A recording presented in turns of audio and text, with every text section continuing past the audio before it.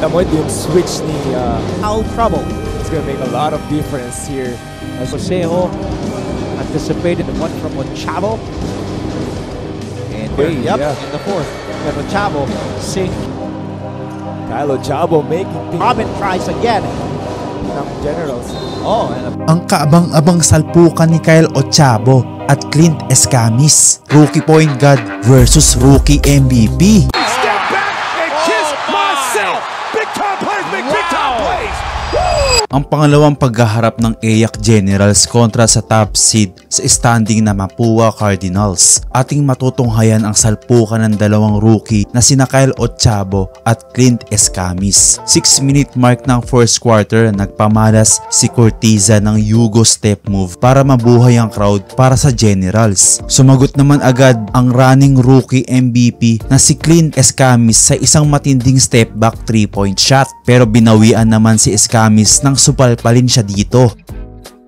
4-minute mark, tsaka lang pinasok ang rookie point guard ng Generals na si Kyle Ochavo at agad naman nag-effort sa depensa, kaso binasto siya dito sa pamamagitan ng isang floater shot. Nagkapisikalan agad sa first quarter ang magkabilang kupunan at tumirada ng isang long 3-point shot si Robin, sigawan ng crowd ng Generals. 1-minute mark, pumukol ng isang tres si Ochavo.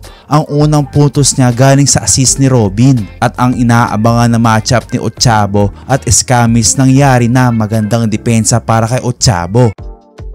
Last seconds ng quarter, biglang nag-init sa tres ang Cardinals. Nagtapos ang first quarter sa score na 27-16 lamang ang Cardinals. Coming to the second quarter, palitan ng puntos ang dalawang teams. Isang tres ni Asuncion at isang pick and roll play kay Maguliano. 8-minute mark, isang steal ni Robin at coast to coast basket. Ang layo ng take off sa free throw. Dito sa possession na to, kaldaga ng dalawa, talsik si Ochavo pero walang tawag na foul doon at agad naman binawian si Escamis. Talsik din habang nagsiset ng play, pero bumawi si Escamis sa isang offensive rebound putback points. 3-minute mark, gandang pasa ni Cortiza kay Maguliano at isang stop and pump ni Cortiza para maibaba ng bahagya ang kalamangan ng Cardinals. At dito ay nagkatamaan pa ng paa na milipit ang isang player ng Cardinals. Natapos ang first half sa score na 44-35 lamang ng siyamang Cardinals. Dito sa simula ng third quarter, nag-init ang ulo ni Kyle Ochavo sa kampi niya dahil ayaw ibigay sa kanya ang bola. Nagalit din si Coach Gerson. 8-minute mark, nagpamahalas ng crossover move si Maguliano kay Bonifacio at agad namang binawian ni Bonifacio si Maguliano sa isang turned around jumper at isang Ochavo at Maguliano connection. Gandang chemistry ng dalawa.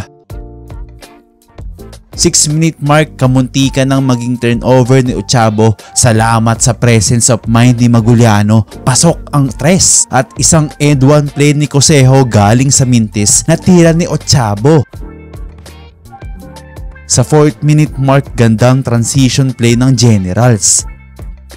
Pero may isang possession dito na nagkapisikalan si Cosejo at Asuncion. Pero ibang klase talaga ang hustle ng running rookie MVP na si Clint Escamis. Hirap makalapit ang Generals. Natapos ang third quarter sa score na 62-49 lamang ang Cardinals. Entering to the final quarter, sunod-sunod ang score ng Cardinals. Isang steal fast break ni Escamis, stop and pump ni Kobe Dalisay at spin move ni Recto na lumobo na ang lamang ng Cardinals ng 20. 7-minute mark, pinasok na si Kyle Ochavo at nagbigay agad ng isang assist para sa tres ni Maguliano. Take over mode na dito si Kyle Ochavo, nagpakawala ng dalawang sunod na tres at isang spin move and one play ni Maguliano para maibaba ang lamang sa 10. 4-minute mark, na foul sa 3-point area si Ochavo, bad trip si Escamis. Pasok ang dalawang free throw, baba sa 8 at pamatay sunog na tres ni Asuncion. May pabaril pa sa bench ng Generals. 3-minute mark, dire-diretso si Ochabo, sabay kick out pass kay Robin sa 3, pasok yan. At isang magandang steal ni Ochabo at breakaway pass kay Maguliano para maibaba ang lamang na buhayan ng crowd ng Generals. Nabuhayan nga bigla ang Generals pati ang crowd nung pinasok sa court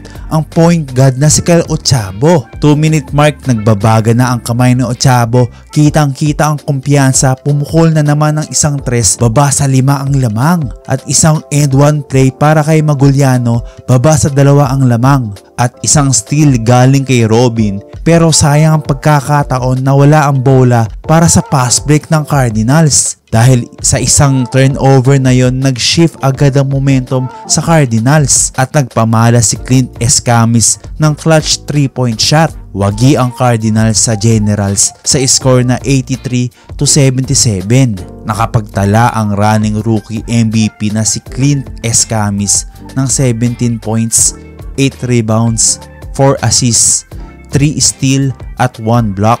At ang little general point guard rookie na si Kyle Ochabo na may 15 points, 2 rebounds, 5 assists at 2 steals off the bench. Ano ang masasabi nyo sa salpukan ng dalawang phenomenal rookies na si Clint Escamis at Kyle Ochabo? Comment down below.